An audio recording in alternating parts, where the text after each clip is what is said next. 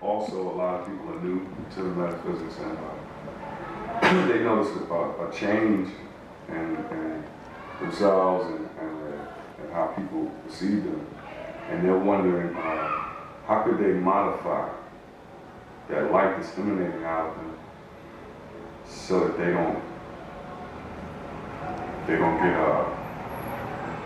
too much, because for instance, they'll come back, oh, people at my job asking me what's going on with me, what's happening with me now. My family's wondering what's happening, and they're wondering what could they do to help to control it, to thing. But then again, they will set up a form of resistance to the very thing that they wish to operate in. That's a good discussion. Let's investigate the word control. You know, is there any such thing? You see, there may be points of understanding of what not to do, which could be another form of control, which is the ultimate form of control, not to participate. You see, but then here you have this wonderful energy that's now growing inside of you, this awareness that has been awakened within you.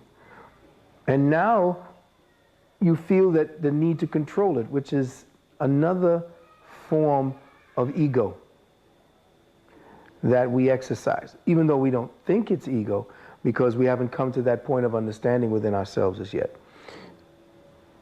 To try to control anything means that you want to bring it into submission so that you could have the decision as to what it will be for you, rather than becoming still and allow it to reveal what you need to see of it. You are dealing from the Platonic form of interface with reality, which is the white man projects what he believes something to be upon the thing, and then he names the thing and says, this is what you will be. You're a whale, you're a bird, you're a ant, you're a this. So he goes around the world defining reality according to his limited matrix of understanding.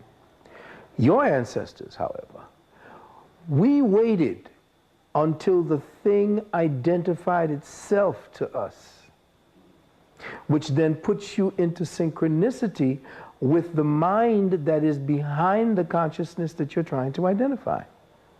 By watching and observing what this particular mind is doing in the form of flesh, you are participating in the thing as it perceives itself, and then it will identify itself, and then you would not be at odds by placing a name between you and the experience that was trying to identify itself to you. So now you have this wonderful thing coming up inside of you, and the first thing you want to do is to control it so that you could name it.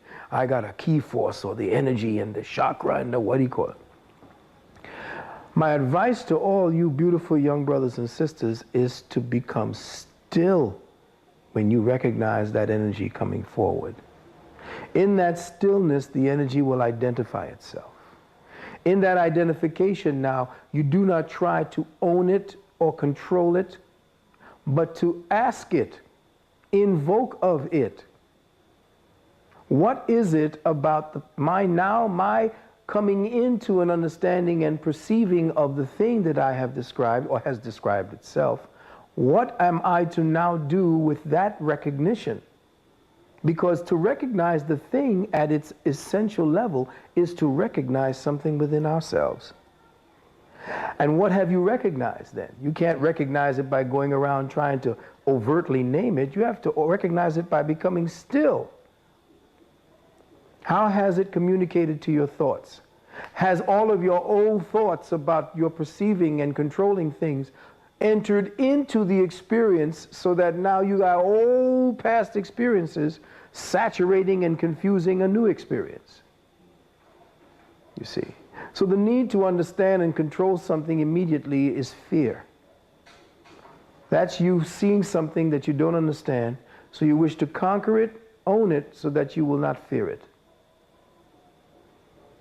And it is fear that motivates most of us right now. This whole time before the great cleansing is about fear. It's about getting rid of the fear factor within us so that you will understand that even if you get caught a bullet in the head, Or you jump off the street and you get hit by a truck and you're dead.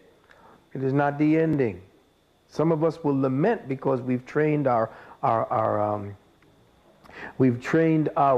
atoms and our molecules to miss somebody that we've grown accustomed to, somebody who we've interfaced with, exchanged energies with.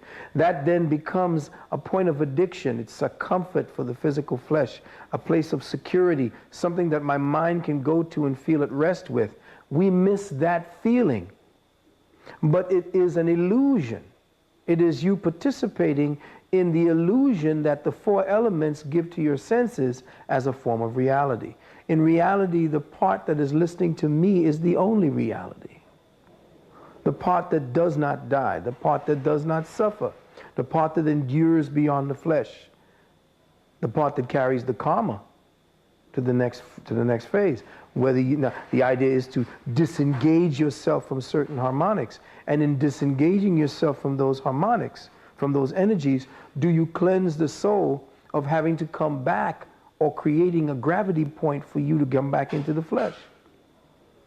You purge yourself of fear and the signatures and all of the templates that you've put onto your soul that create the conditions for you to come back again. So, fear not the wonderful energies that you all are now participating in. This is a wondrous time. I mean, 30 years ago I was talking to myself. Now you all can actually talk to each other. This is beautiful. This is a wonderful time for young people to come together, because now a whole new door of awareness is opened up. And it's going to end up one day permeating the music soon. It's going to permeate the classroom. See, it's going to permeate a time when y'all be throwing down, dancing and getting crazy, and then all of a sudden, stop, conscious moment. Music stops, everybody falls into a meditative state, and you all go into some kind of inductive learning right there on the spot. But you all got consciousness beaming through you. And I'm not talking about that big brother shit that they're going to be emanating through your music or through your TV and through everything else. I'm talking about you just interfacing with the reality. That'll be the only high for the next century.